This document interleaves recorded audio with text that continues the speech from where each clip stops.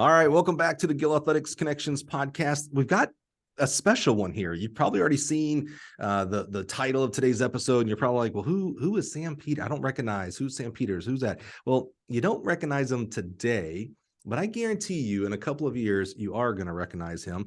Sam is currently a senior at Lincoln Memorial University, and God bless him, he reached out to me. Of course, it was actually, he texted me. Actually, he was pretty good sleuthing. He texted me, found my cell phone number. I love that.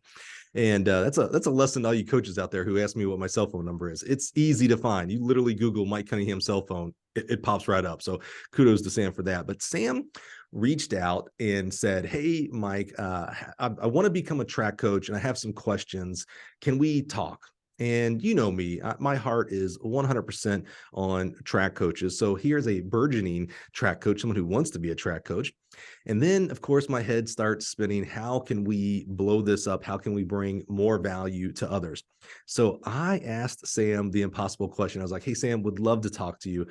I got a crazy idea. Do you want to come on the podcast? Like, I thought not only other athletes that listen, so this will be immense value for those current athletes that are contemplating becoming a track coach, but I also think for the majority of our audience, track coaches, that hearing the perspective of someone younger, so that 18 to 22 year range that we talk about in college, hearing their perspective of what they're thinking, the questions that they have, I think will help us as a track coaching body. So without further ado, let me stop talking. Let me introduce our guest for this week for the Gill podcast, senior out of Lincoln Memorial University. Help me welcome the wise, the wonderful Mr. Sam Peters. Sam, how are you, man? Yeah, I'm doing great. Spring break on campus. So, as a track athlete, maybe you don't get the best spring break you want, but I'm still blessed to be here. And we're leaving for a meet on Thursday at Murray State, and I'm excited for that. Awesome. The racers, man. I know Murray State real well. That's awesome. Well, Sam, before we hit record here, I just got to publicly kind of state what I said to you, my friend. This is the first time Sam and I have ever met. He brought up this is so awesome. Sam actually reached out to me, I guess, what'd you say, 3 years ago? Yeah, 3 years ago. Yeah. Right when COVID, I guess, hit, or right around that time. 2020. Yeah. So you had to be a freshman then. Is that right? Yes. Yeah. Oh my. So as a freshman, Sam reaches out to me on Twitter and says, I guess, asked for like book recommendations and stuff. And so I gave him Lead for God's Sake, the great book that we've had the author here on the podcast. Go back and check out that episode. It was fantastic. But Sam, I'm just so impressed, someone of your age and stage in life, first of all, to reach out to me. I mean, most people, maybe you can think of your own peer group there in school, won't even take that first step of courage of just even asking, hey, can I get some advice? Can we talk, etc.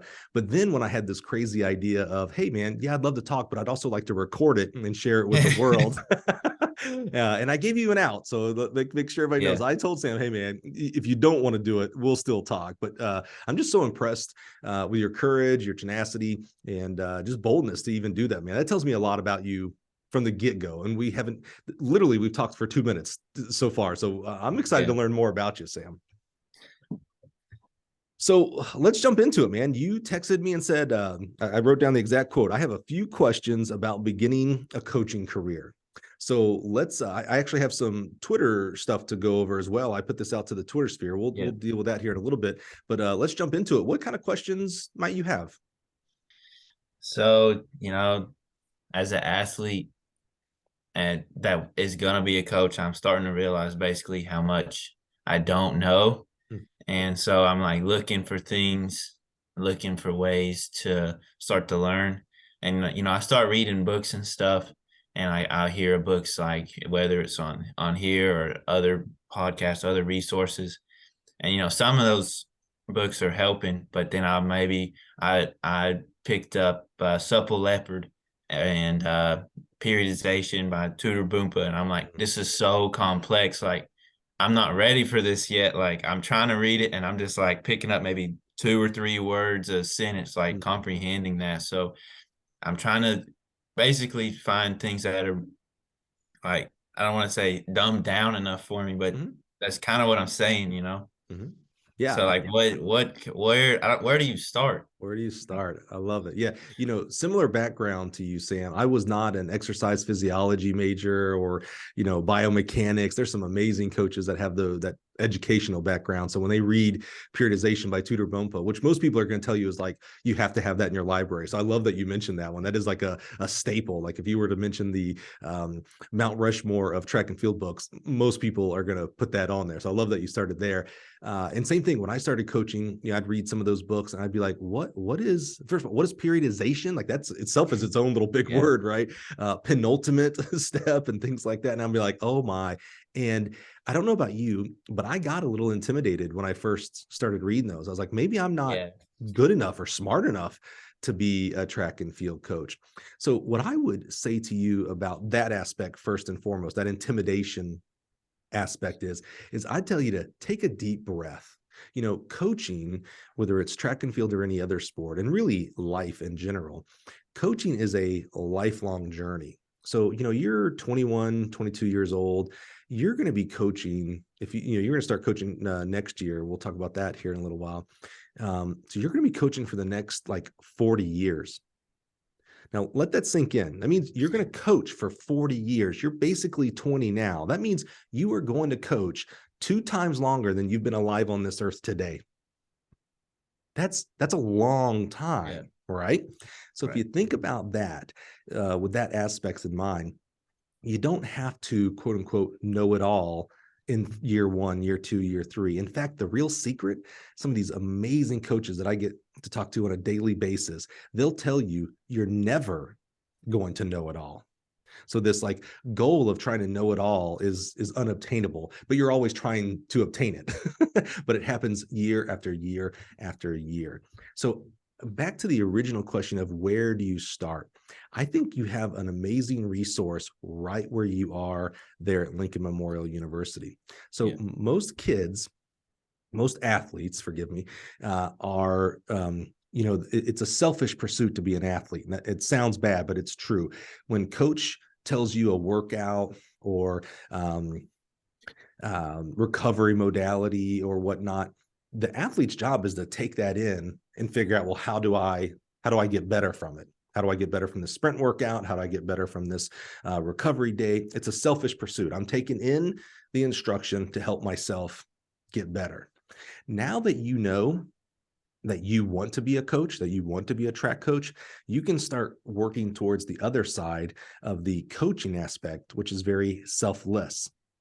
So when a coach goes to a formal coach's education or talks with a mentor or has a group that just, they just shoot the crap talking about coaching and things like that, they're taking in that information and figuring out how do they distill it so they can push it back out to the athletes. See how that selflessness comes in? It's Yeah. like, oh, here's that information. The athlete stops right there and says, how does it make me better? The coach says, okay, now how do I communicate this to my athletes so that they get better? So right now, 99% of your team is out there doing the workouts, doing the drills, etc., figuring out how does it make them better. That's perfect. That's what they should be doing. They're athletes. That's good.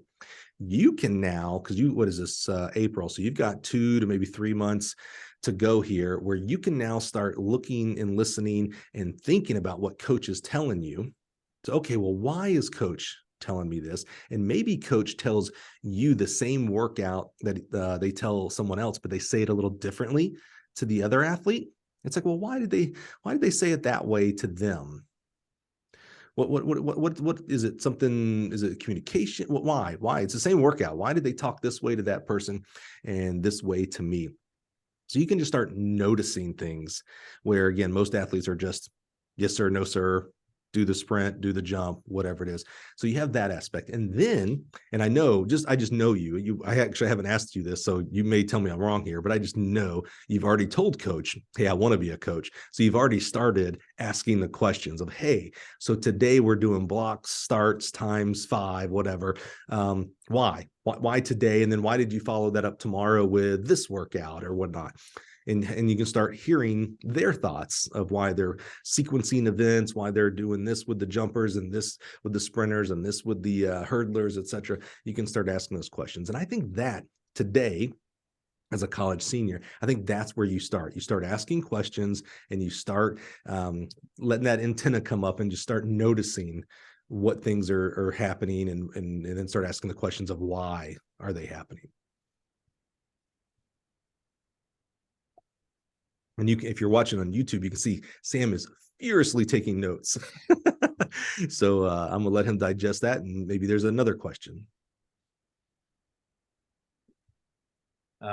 Yeah, so, and yeah, you're right. Like, I do ask a lot of questions. Maybe sometimes I might get on my coach's nerves with so many questions, but like, he does a good job of answering them. Sometimes it's a real short answer, Mm-hmm. a real simple answer, which is good. And other times it's like really like a complex thing that I have to try my best to learn to pick up on all those things, because eventually that's where the level I gotta be at.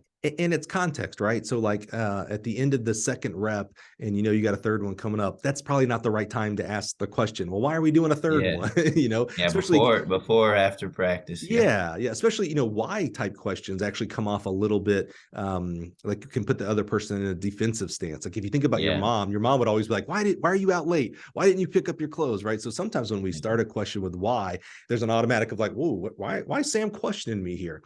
So learning how to reframe that question of, hey, I noticed you had us do yada, yada, yada. Was that because, and then just pause. Like, actually, that's a question of its own. Was that because, and then coach will jump in to save you, because you're not finishing that question of saying, oh, well, I did Yeah. that because 1, 2, 3. Bus rides are really good for these type of questions, right? We're on a lot of long bus rides and stuff. Yeah. These are the, hey, sit next to coach. Coach, you okay if I kind of pepper you with some questions here? And I think those will be maybe some better received timing for coach, for sure. Yeah. And also, like, I feel like I learn really well when I find a short little video to watch, but I kind of struggle like finding those videos. Like, I can find the PowerPoints from the coaches convention on USTFCCA, Mhm. but like sometimes I don't know, I just forget words. I need to put like an image or an example with those words in those, but I don't know exactly where to find those short little videos at. You are in an amazing time for track and field and coaching, specifically 2023. It's funny to hear you say I can't find a video, because back in the Yeah. day, and I'm not trying to do my get off my lawn here, when I first started 94, I graduated 94, so 96 was my first year coaching. No YouTube, no CD-ROMs, no DVDs, etc. We used to have do you know what a VHS tape is? Yeah. Yeah. Okay. Now I meant that seriously, because some people don't. VHS tapes that we would order from USATF. They would send us the Olympic trials, like all the 100 hurdlers, and we'd get it from the front, the back, the side, and all that stuff. No commentary, no coaching. We would just watch videos and see all 8 athletes over and over and over, and pick up cues there. So, you're in an amazing time period of YouTube video, and then just simple access. You mentioned, I love that you went to the USTFCCA website and got the PowerPoints of the presenters, because some of the most amazing people are presenting at that convention. It's my favorite time in the entire year. Have you reached out to any of those presenters and said, hey, I saw you spoke on X, Y, and Z. I had a question about PowerPoint number 4. I don't understand what you mean when you say yada, yada, yada. Have you ever reached out to any of these guys and gals? No, I guess I never thought that I should do. I've reached out to some coaches, but not in that manner. So yeah, I would encourage you, very much like I'm so glad I modeled this when you reached out to me about the books years ago. But I find track coaches to be some of the most open and welcome people out there that would love to, like, if you had a question, specifically if you're showing interest, like, hey, I went and watched your PowerPoint presentation, like that makes a coach like, oh, wow, this isn't just some kid asking me, how do I go from 13 flat to 12 flat in the 100? Like, oh, this kid's actually like they're trying to study and they had a question. I would encourage you to reach out through, whether it's email, that's easy to find. You just Google the school's name and the coach's name and stuff like that. So email. Gosh, I don't have to give you this advice. You found my cell phone on the internet, for crying out loud, through LinkedIn. So reaching out to those guys and gals, I think you would see a lot of fruit in that. There would be people who would, not everybody's going to respond, but I think the vast majority would respond in a very understanding manner, like to help bring it to the level that you're at today, to help understand those different training modalities that they're doing. Got you. So this one's interesting though. Like, there's a lot of coaches out there, which means there's a lot of good ones, and then maybe there's some bad ones. So how do you determine maybe the good advice from the bad advice? Because as a young person, there's going to be a lot of people trying to give me advice, and I have to kind of filter through, like, oh, this can help me. This is like helping me work towards my individual goals, personal goals, and this is not going to help me because I'm still like really naive in a lot of things in track. So I don't want to just take everything as Bible, Yeah, no, that's a really good question. You're thinking about this really well, Sam.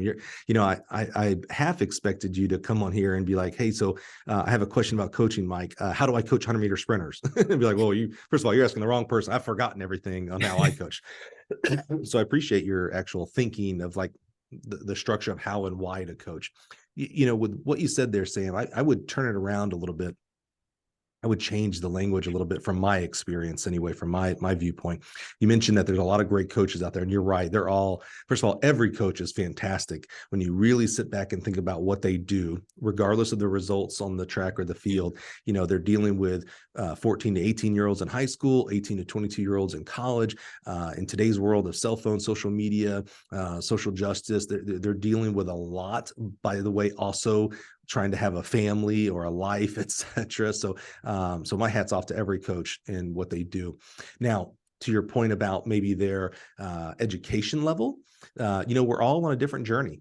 To become a Boo Schexnayder, Brooks Johnson type of coach. Well, they started from knowing nothing. We all started with zero, and then because of motivation and sometimes luck, but desire, they grew to where they are today. When I interview, I've done over 200 coaches for the Gill podcast here, and I love it because it's always like, well, how did coaching start for you? No one has ever said, oh, well, I started coaching because I was already a great coach.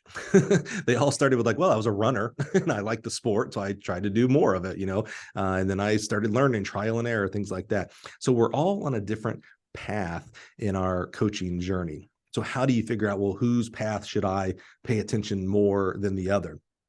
Well, I'm going to tell you, the first thing I would do is try to strip away as much bias as possible. And what I mean by that is, because we're going to typically talk about college coaches here, but high school as well. But get rid of the thought that just because they're at a Power 5 school or Division I, that they automatically know what they're talking about, and then vice versa. Because you're a junior college coach or a D3, you don't know as much. Take that and just wipe that completely out of your thought process, because it's not true. Some people are very beginning journey as a Power 5 Division I coach. Other people are some of the best in this country, and they're at a Division III or junior college coach. We're all at our place of location for a lot of different reasons, and not number one reason is because they know how to coach, but their ability to coach. That's not always number one. Family, paycheck, etc. Other things that are as important for them is why they're at such and such university versus another. So strip that bias out. And then I would do homework. So to me, taking and putting aside all of the, the kids graduate and things like that, those are all extremely important things. But if you're looking at just who should I talk to coaching wise, I think you go and you do a little bit of analysis on the athletes. Which athlete, go look at their senior athletes and what their PRs are and what were the PRs coming out of high school. Most websites now on bios for the athletes have that information, right? It says, was the state champ in the 100-meter dash running 11.1, going into their senior year. Now their PR is 1039. That's pretty good. That's really good coaching for that Yeah. example there. Yeah. Now that's not going to tell the entire story, because some Right. kids are, they're going to get better just because of natural age and things like that. But that will help you see if you start identifying coaches that have a lot of those examples, a lot of their sprint crew PRs, or whatever, discipline you're looking at, that might be a good person to pick their brain. So that's where I would maybe start with that path. Okay. Yeah, I just noticed like me myself, I just feel like I'm so behind, even though I'm still a student athlete. Like I just feel like there's just so much, so like for me to go. And like it can make you a little anxious sometimes because obviously like when I'm a coach, I want to be a great one. Like so I have all these things I want to do. Well, But well, well, yeah, I let me still tell have you, to focus. yes and no to what you just said there. Yes, you're behind in the sense of you got 40 years ahead of you. Yeah. No, you're not behind because you have 40 years ahead of you. Let me tell you how many college seniors who are going to be track coaches have reached out to me to use, pick my brain, not only as a former track coach, but now as the guy who's interviews every coach around, those kind of things. One, sir, so you're ahead of the game as well. Okay. Now, Okay. when you start thinking about next year and starting to coach, and maybe you get some anxiety of like, well, man, am I going to do it wrong? Am I going to, let me just put you at ease. You are 100% going to do it wrong. Every coach right now that's listening, when they think back to their very first year or 2 years of coaching, I guarantee you, if they're any coach worth their salt, they go, I wish I could go back and see those athletes and apologize. Like, oh my gosh, I can't believe I was doing this workout or that workout. Like, what was I like now? 5, 10, 20 years ahead, I know what I was doing was wrong, but in the moment, I didn't know, and I was doing my best. So as long as you're doing things that are safe, you're not doing crazy things like, hey, jump out of this 2-story building, it'll make you a better jumper. You're going to be okay. You're not going to hurt them. Yeah. You just aren't going to be maybe doing things as efficient or as properly as you could be doing, and you will be doing as you continue to Yeah. learn and talk with others. But just lay that to the side, man. If you are any coach worth your salt, in 5 to 10 years, you will think, man, I wish I could go back and find those first athletes I ever coached and just apologize to them. I'm so sorry. Yeah. Yeah, that's another thing, like, next year when I'm coaching.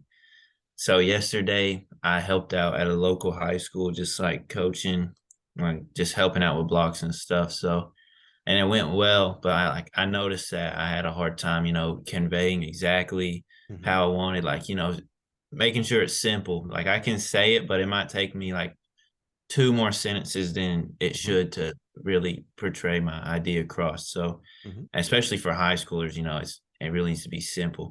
Mhm. And like especially when you're starting out as a coach, it should also like not be too complicated or else you'll confuse yourself. But like how should I learn to like really make sure when I'm talking to a group of athletes, like it's coming out in a confident way so that, they're trusting me too. Like it sounds like I know what I'm talking about. Yeah, I'm not going to encourage you to do things to make it sound like you know what you're talking about. I'm going to tell you to Yeah. work on knowing what you are talking about.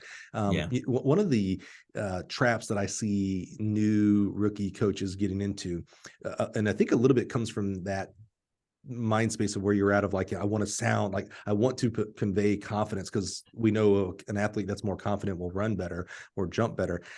I think one of the traps we fall into is we try to over explain, or we try to show our knowledge, which is funny because we don't have very much knowledge at that point. And so I would tell you to, get real comfortable saying, I don't know. Like that takes a real confident person to be able to say, I don't know, but I'll find that answer.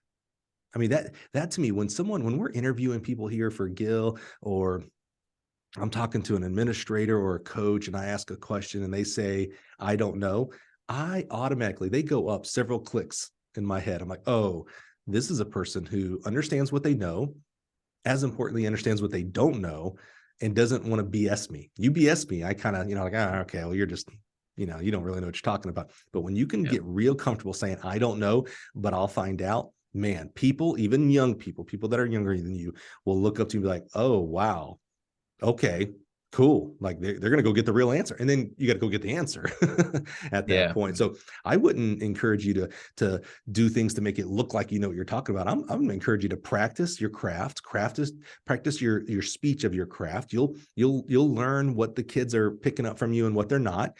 You'll learn what cues work for them and not. Kids learn, I shouldn't say kids, people learn in different ways. Some learn through hearing, some learn by seeing, some learn by feeling. So you're going to find out that, sometimes you're going to have to describe a drill differently. You might have to, and you can do this at your young age. When you get my age, you can't do this. You might have to demonstrate the drill. You might have to find video on YouTube to show the kid the drill. And then sometimes some kids are going to need to just do the drill, do it wrong, get some correction, come back, try it again, and get that coordination picked up so that they can do it well. You're going to have kids, you're going to have 5 different sprinters, and each one of them will need a different thing from you. They'll need to hear it or see it or feel it or and practice it to get better. And some are going to have a combination. They're going to need to feel it plus hear your feedback, go back and try it again, fail, maybe go see a video. It's going to, every kid's coached and learned differently. So that your skill set as a coach is how do you convey the same message different ways for the different people and how they can pick it up.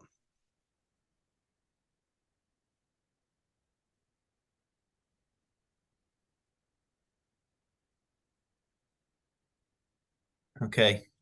So that was all the questions I had written down, actually. And you have really helped me out. I have a lot of notes that I'll be able to review when we're done. So well, let's turn into, you brought some good news to me before we hit the record button. So you actually you've got a gig for next year. Tell us about this. So it's a school in the conference, the SAC, which is, in my opinion, one of the toughest D2 conferences. Like in the 200, we had the top 3 guys at indoors this year. So yeah, that's pretty tough. Sure. Yeah. Anyways, so it's about an hour and a half east of where I currently go to school at Tusculum University. Oh, yeah. Coach Robert Williams. I've been talking to him for the past month, and he's told me that I could join his program as a graduate assistant and awesome. Start learning how to be a jumps coach, which is pretty obviously pretty new. If your listeners don't know, I'm a 400 runner. Sprinter, and I came here as a 100-meter sprinter. So I've been a sprinter the 5 or 6 years that I've ran track. So what's got you nervous about going and coaching jump sprinters, the whole 9? Yeah. So it's obviously some of it like translates, you have to run, you have to sprint down the runway and all that. So, but then again, I don't know what to tell them once they hit that board. So that's what I used to say. I used to coach sprints, jumps, and hurdles, and I'd say I can coach everything in the sprints, jumps, and hurdles except for pole vault. I can get you down to that pole vault box, but it becomes magic at that point. I have no clue what happens once you put that pole in the box. I think it's kind of interesting. There's a lot of different ways to get into coaching, and on the GA route, there's kind of 2 ways of the GA route. One is to go to a very, very large program, in Arkansas, Florida State, etc., where they have a full slate of coaches, maybe have volunteer coaches, maybe have several GAs, and you don't get to get in the muck as much. However, that's still a great learning opportunity, right? If I go to Florida State and I become Matt Cain, he's one of the sprint coaches, him and Ricky Argo, and I become Matt Cain's GA, and he's got a volunteer assistant and full slate of assistants. So I'm not writing workouts or anything, but I'm getting to watch a guy like Matt Cain work, and I'm just soaking it in, right? I'm videoing the whole thing in my head. Why did you do this? How do you do that? And I'm like you to your coach. I'm asking him a billion, like I'm gonna make him perturbed with me because I'm asking him a billion questions. That is a really fantastic way to get into coaching. The other GA way of doing it is what you're doing there at Tusculum. So smaller program, maybe don't have, I don't know, I'm guessing here, but maybe don't have the full slate of full-time coaches. So you're going to get a bigger responsibility. You're going to write workouts. You're going to coach jumps, even though you've never coached at this point, never participated in it at this point. That is also a fantastic way to do it. That's the baptism by fire, jumping in and figuring it out, Yeah. right? So what are some ways to help you maybe achieve success, excuse me, earlier than later? Is go find, so if you're doing sprints and jumps, go find coaches that are successful at sprints and jumps and just ask them, hey, what are the basics? What are the three things I've got to take a 100-meter person and make and work with them in the long jump, triple jump? What are the three basic? Don't give me 30, give me three basic things I need to work out, and then go get real good at those basic things, Sam. Foundational education in track and field is highly underrated. We're always looking for the 1%. What's the 1% I can do to get a long jumper better, or a sprinter faster? And in reality, the bulk of our athletes, if they were hugely improved on their basics, would be tremendously improved. So I would go find those people and pick their brain. So what, again, make it simple. What are the three things I need to know for long jumpers? They're going to tell you run up, first of all. So you know running a little bit. So that's a great thing. They're going to talk about the setup, so the penultimate and the actual takeoff, and then they'll talk about some in the air stuff. But that's the three kind of basic. I know there's every long jump coach is yelling at me right now. That's the basics. You know it, the run up, what you're doing at the board, and then in the air. Work that first. And then as you possibly now as a GA can start doing some formal education. So USATF level 1, eventually level 2, USTF CCCA has some tremendous courses at the convention. Those people you've seen. I actually, I have my level 1. So why were you telling me you think you're behind? Hold on. You are a college athlete and you already have your level 1? Yeah, I got it. Let's see. Wow. In 2020, on Christmas Eve 2020. Do you remember who your teachers were? Dave Pavlansky. Awesome. And Liberty's jump coach. I can't remember. Sean Venable. Yeah. And maybe you had Larry Judge. Yeah, Larry. Dude, first of all, there are 3 great resources for you today. You already have an in with them. You email Sean. Sean's one of the greatest people in the world. Larry, actually, all 3 you've named are just amazing human beings. You email them and say, hey, I took your class in 2020. And now here we are, 2023. I'm about to start my first GA position. And I've got to coach jumps. I listened, I promise. But can we have a conversation about, like, okay, now the rubber meets the road. I got to actually do it. Can we have a conversation? And they will absolutely, they're great people. And they're super smart people. They'll be like, oh my God, this guy was in my class. Of course I'm going to help him. Like, we feel, I taught for many years and taught 30 something level 1s. I still have this like beholden when someone comes to me and says, I was in your class. It's like, oh my God, are you anything I can help you with? Like, we just have this natural connection. So you have an automatic like mentor group started by that alone. And don't you dare say you're behind the 8 ball, man. No other college kid has level 1 already. I love that. Congratulations, man. That's so cool. That's awesome. What else has got you maybe nervous about next year starting up as a GA?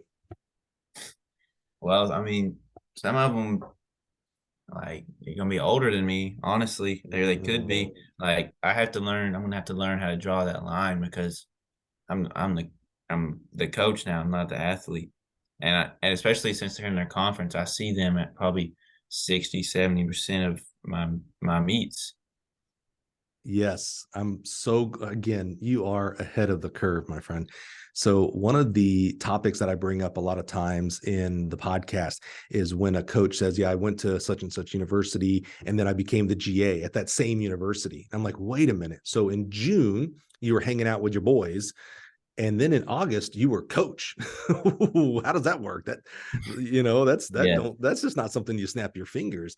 And so I love that you're thinking about that. So you're not necessarily doing it at the same university. So your teammates, you're not coaching your teammates, but to your point, some are going to be maybe more, a year or 2 older than you, but you've also competed against some of them as well. So my advice is to absolutely keep separation. I don't mean that in any negative way. I just mean that you're in a different role now. You're not their homeboy. You're not their best friend. Your coach means you love on them. You want them to be successful, but you're not the hangout buddy. You're not playing Xbox. Do kids still play Xbox on the weekends? You're not drinking with them. I know you know these things, Sam, but this is good stuff for people just to know and hear. You're not drinking with them. You're not discussing necessarily love lives and relationships. There's other people for that, their family, the clergy, etc. You're there to coach. So and it's harder for you to do it today as a 22-year-old than it will be as a 32, 42, 52-year-old. But sometimes we struggle because, we're around these kids all the time. So relationships absolutely and should occur and grow. But as a young person, it's going to be harder for you to, like, man, maybe you're gonna have less friends over there. You don't have an established friend group of your age and peers out in Tusculum. So there's gonna be times where I think it's gonna be hard for you, because I think it'd be hard for anybody. Resist the temptation, establish the right relationship with those athletes from the get-go, and you'll have a much longer, less hassle of a career for sure. Yeah. That's really I really want to make sure, that there's a level of trust with me. Yeah. And then obviously them, because I just want them to know that I have like their best interests in mind. You'll prove that by getting prepared as a coach, learning, becoming better at your craft, and teaching them and loving on them on the track, not by going to the bar, playing games, things like that as a coach. Yeah. Well, hey, as evidenced by you reaching out to me several years ago on Twitter, I love Twitter. That's where I live. Yeah. And so when we were setting this up, excuse me, pardon me there. As we were setting this up, Sam, I reached out. I like Twitter because I like the crowdsourcing aspect of it. And, pretty much every one of my followers on Twitter is either a track athlete or more specifically a track coach. So I put out there in Twitter, I said, hey, track Twitter, need your help working on a project. You, Sam, you were the project. If you were to give advice to a current collegiate student athlete who wanted to be a coach, what would it be? Now, you got people, I got 100 comments here. We're going to go over a few of these here. But that one tweet got over 20,000 views. So there's a lot of interest. Like, this topic is really on point for our community. So I kind of wanted to go through. There's some I'll just read, but there may be others that we'll stop and pause and kind of talk about here a little bit as we wrap up today. So Coach MW1 said, get certified to teach. So that's another aspect we actually didn't talk about. I know you're going in to become a GA at Tusculum University, but you still have a decision to make whether you want to become a high school coach or a collegiate coach. And so, again, I would give you that same advice of wipe away your bias and think that, oh, well, only the good coaches go to college, so I want to go coach college. Man, some of the most influential, greatest coaches we have are on the high school level, and we need them desperately with our 14 to 18-year-old kids that are out there. So, so this coach said, get certified to teach, learn to listen and listen to learn. I love that. Know your athletes, be willing to adjust. And this, I thought Coach MW1, Coach Washington here really hit it on this one. Meet people where they are. So you're going to have some athletes that are going to come to you and they are uberly gifted. Like, they were put on this earth to become a 10 flat sprinter or 27-foot long jumper. And then you're going to meet other kids who, at their age and stage, have a hard time tying their shoe. Their coordination levels haven't caught up to who they are. Meet people where they are. And I think that actually is good advice for you as well as a beginning coach. Let yourself be where you are today. You are not expected, and you should not expect to be the perfect coach year 1, year 2, year 3. As long as you're working towards becoming a better coach, then you're doing the right thing. You're on the right path there. So I thought that was really good. Meet people where they are. Good friend Kurt Michael Downs, Gill podcast alum, by the way, up in Canada. This one actually had a lot of likes. So I think this resonated with a lot of people. Get a notebook, document everything, find a mentor. You're going to hear this theme in these tweets here. Find a mentor, ask questions, be humble, which I think you are. You're showing that by coming onto the podcast and asking these questions. So I think you've got humbleness in spades, my friend. Be thoughtful, be willing to go anywhere to seek knowledge, plan for success. And then you brought this up a little bit here, Sam. Keep it simple. You can always add complexity later. Isn't that interesting? You kind of already touched on it. I'm like, well, I know simple is, you said, especially for high schoolers, but I think for any athlete, keeping it simple. That was great advice by Kurt Michael Downs. Trey Meadows says, oh, go ahead. Yeah. So with the mentor,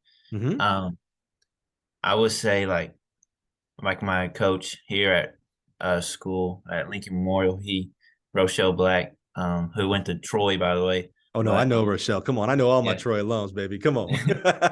Yeah, but so obviously he's one, and then like uh he recommended Lane Fletcher down at Lee, who Hmm. I talked to a lot. I was actually on the phone with him last night. Hmm. But so like how many is there such a thing as too many mentors though? Like I don't know if I would want to have, like 25 people that I'm like always calling with like Hmm. this one issue.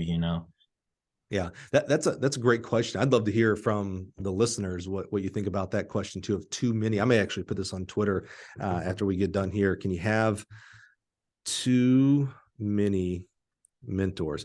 I think the answer is yes. Now, saying that, what I mean is you may have, I'm just going to make up numbers here. You may have 20, 30, 40 mentors over the course of your career, because they'll fall in and out, right? Yeah.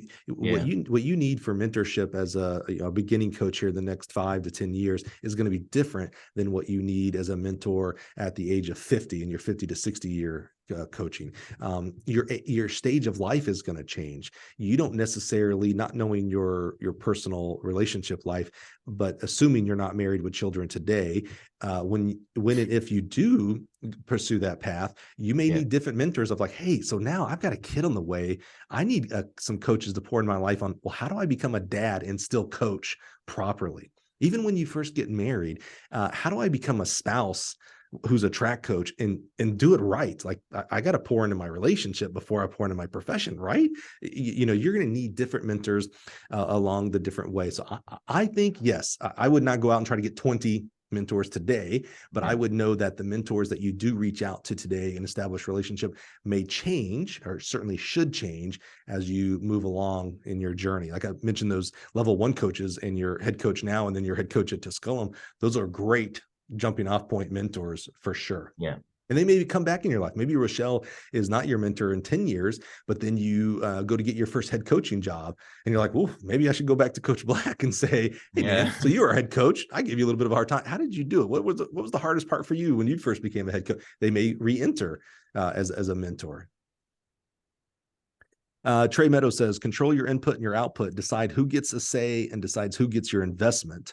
Number two, know the expectations of your admin, institution, head coach, staff, so your mission is the same. Some will say one thing and do another. I like Trey's here. Know the expectations of your institution, your head coach, et cetera. As a GA, especially, I'd really sit down with coach and be like, hey, so what do you expect of me? What is it? Just coaching? That's cool. I'll do that. But do you also have expectations for me to help set the schedule or get transportation? What are the expectations so that I can meet those for you? I think that's, instead of just guessing, just having those conversations from the get-go is a really important aspect.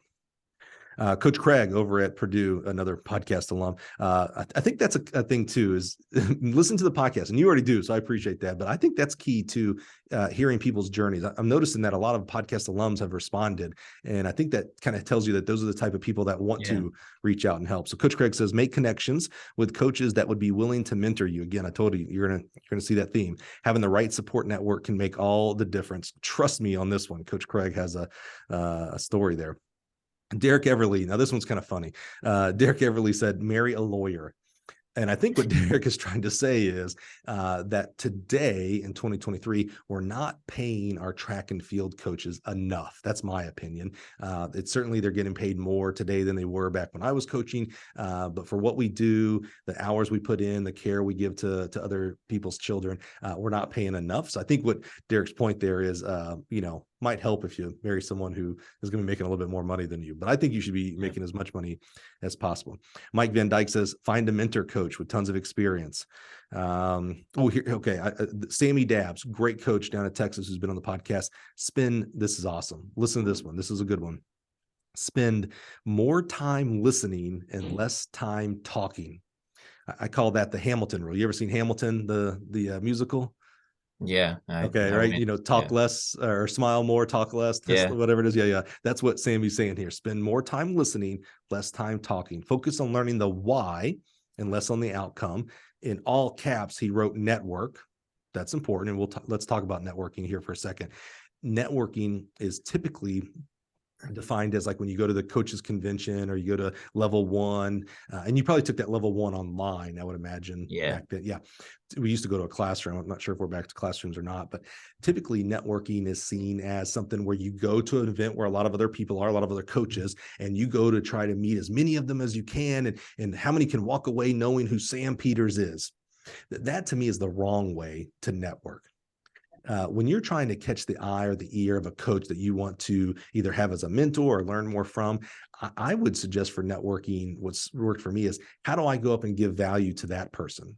I mean, it's real easy. Someone like a Mouse, the head coach at University of Florida, another podcast alum, when people come up to him and they're only trying to become, air quotes here, friends with him because they think he'll, can get him a job and things like that, he can smell that a mile away. It's that person that just wants something from Mouse. Mouse is probably, I'm speaking a little bit for you, Mouse. I apologize. Please correct me where it makes sense.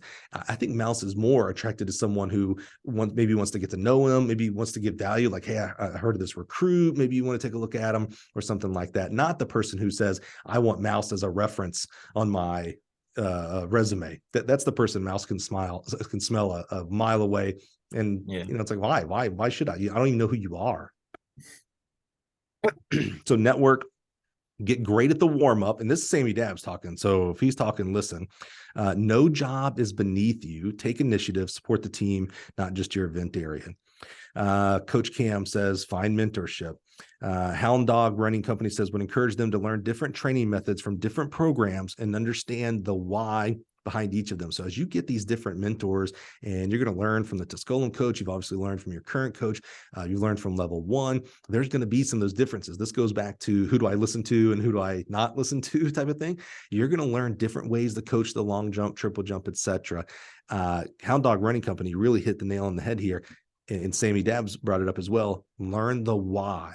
So why do you do this with your triple jumpers? Why do you not do this with your high jumpers, etc.? Learning the why is really, really important. Jay Turner says, understand that things will look a lot different when you see things from the viewpoint of a coach than it did when you were a student athlete. Oh, Jay hits it right there, man.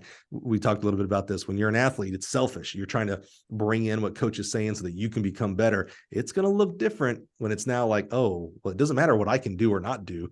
I've got to help these kids, these athletes do. So it's going to look a little different.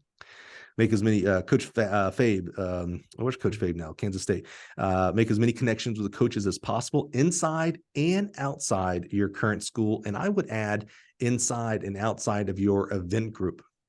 Don't be afraid. In fact, not even don't be afraid. I'd encourage you to become peers with distance coaches, with throws coaches, multi coaches, sprints and jumps coaches, for a couple of reasons. One, you can learn from them, how they do things and why they do certain things, but also as they go on to become head coaches. Well, if you only talk to sprint coaches and a sprint coach becomes a head coach, well, why would he hire you? You're a sprint coach. He doesn't need a sprint coach, but that distance coach that becomes a head coach is going to need a sprint coach, and you might be that one. So love that. Inside, outside of your current school. And I would add inside and outside of your event area. Coach _T Graham says, read some more, read again. I assume you must be a reader because you reached out to me years ago for reading suggestions. So I love that you kind of maybe already on that path. Coach Cam, at Kamala Kingston _ pay attention to the details, ask questions, invest in your certifications, USTF, CCCA, and USATF. You're already doing that. That's awesome. Fairlane Junior Track says, get paid. And I love this. That seems like a very selfish thing to say, like, oh, get paid. Like, but hey, you're going to have hopefully a family one day. You're going to have passions, goals, charities that you want to do. So you want to retire one day. So we do have to get paid. When we had Boo Schexnader on the podcast, if you haven't listened to Boo's episode, I would encourage you to go back and listen to him. First of all, he's one of the top coaches in this world, but he had some amazing advice about, especially for coaches that are young like yourself, that if you have a position, opportunity to go to another job that pays more, take it. We don't pay you guys enough anyway as coaches. So get that money early, because that's what's going to compound. And talk about retirement and things like that. So I like Fairlawn saying that. I didn't think that was a crass or anything way to say it. Get paid. Let's see. Coach Alicia at Alicia Nicole. Sometimes you're going to want it more for your athletes than they want it for themselves. You have to learn to be okay with that. Yeah, you're not your athletes. You're the coach. Teach them as well as you can, encourage them, motivate them as much as you can. But ultimately, they're the ones that, just like you today as an athlete, you've got to want it to happen, not your coach. However much coach wants you to do it, it's on you, Sam. Coach Justin Romero, USATF cert, start small, then big, private school, allowed me to be independent from club coach. I love that. Nick Eckel, you'd be astonished how little of your day is spent in practice. Oh, here's a good one. So you'll be astonished how little of your day is spent in practice. Get your CDL, get your master's degree paid for. Nice. BAGA first and learn how to work in the industry. You're probably getting into coaching because you love to be on the track with a stopwatch, yelling out splits, or, in the sand pit, helping your kids jump. Yeah. Right. But there's a whole, that's this much of coaching.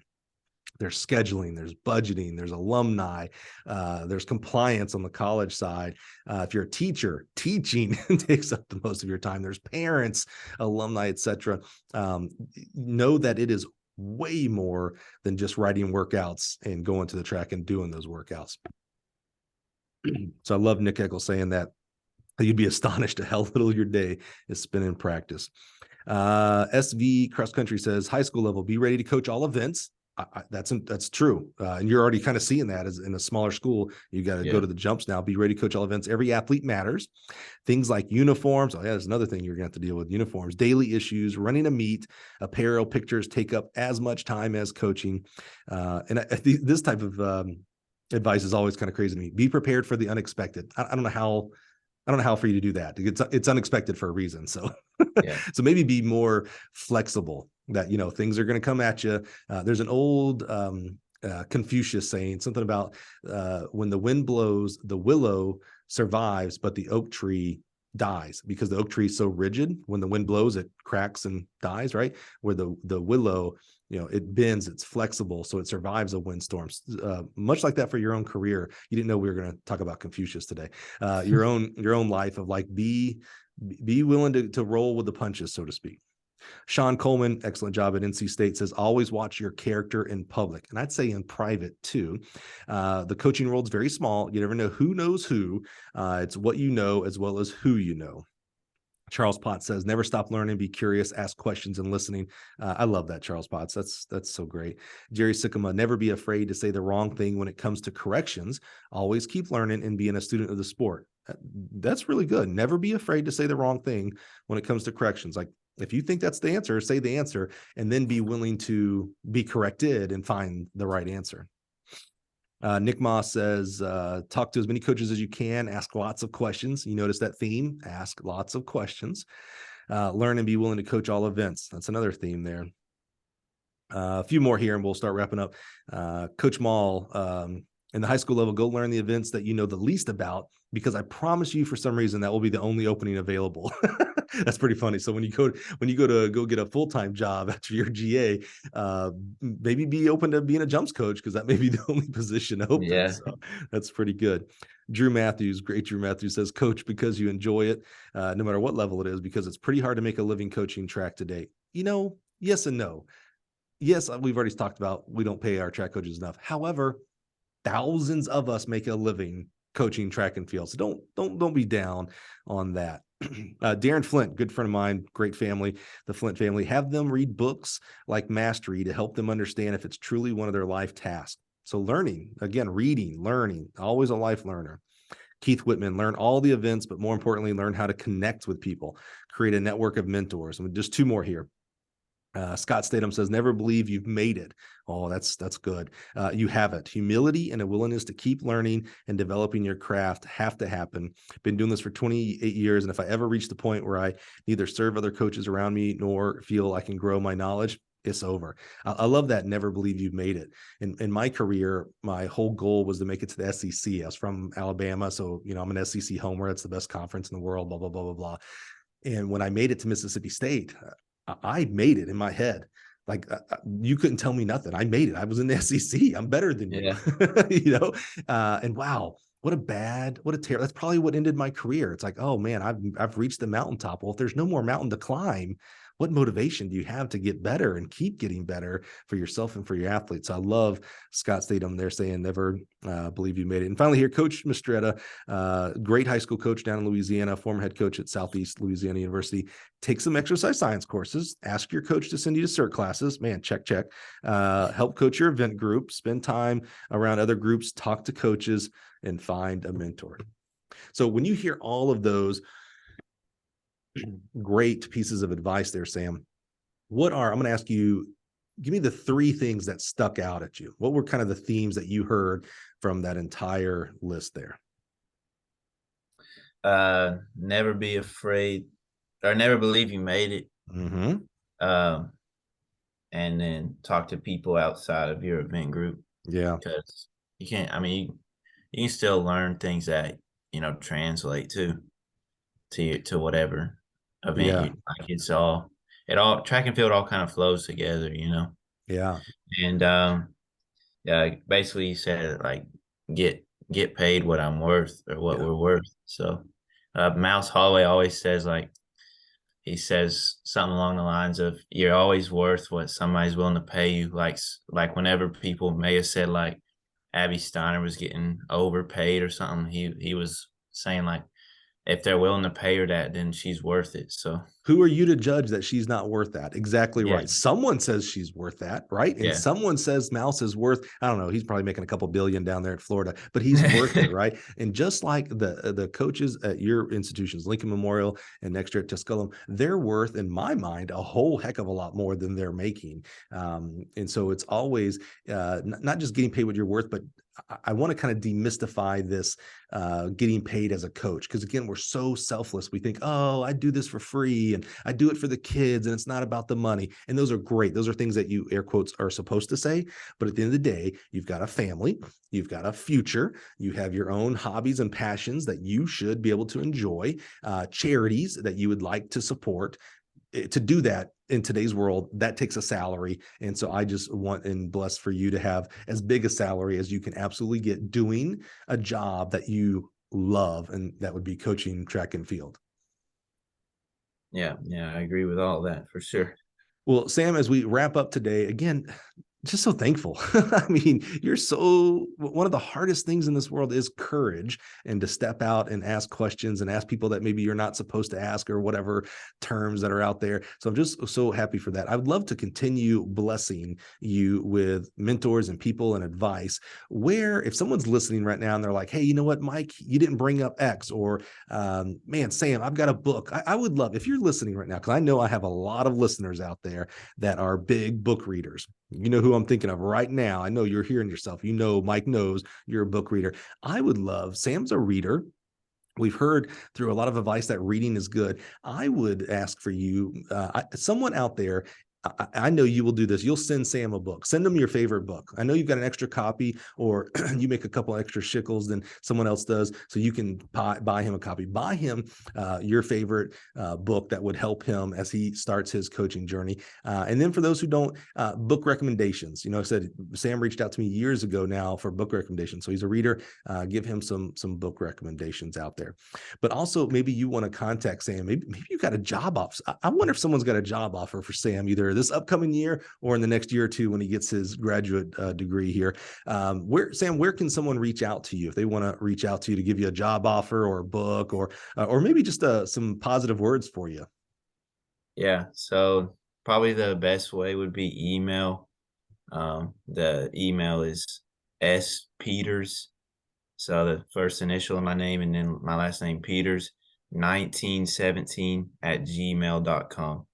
Now, most people, when they put the numbers like that, it's their birth year. You were not born in 1917. And I doubt, I don't want to be a doubter, but I'm doubting that your 200-meter PR is 1917. What's 1917? What is that? Is that like an old locker code or something? No, that's my street address when I was a kid. Oh, yeah. Nice. I was about to say, don't say now. That means we can't have any stalkers out here, man. Yeah. All right. So S. Peters, Peters, 1917 at gmail.com. Yeah. Awesome, man. I love it. I would love for you to reach out to Sam. Obviously, he's someone that's worthy of your positivity and just good words for him, and maybe some advice for those who feel like it would be valuable for Sam. And here's what I'm going to predict. It's 2023. You're going to go and do your grad work, which is a year or two, and then 5-10 years. So 10 years from now, 2033, I plan on being right here, still hosting this podcast. So before 10 years goes back, Sam, we're going to have you back on the podcast.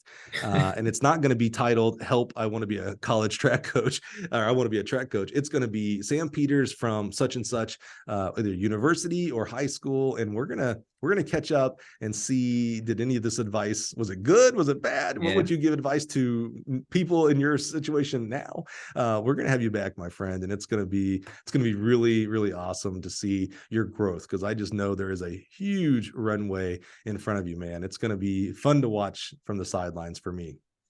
Yeah, I'm looking forward to that episode. You got to visualize it. It's going to happen, man. I just know it.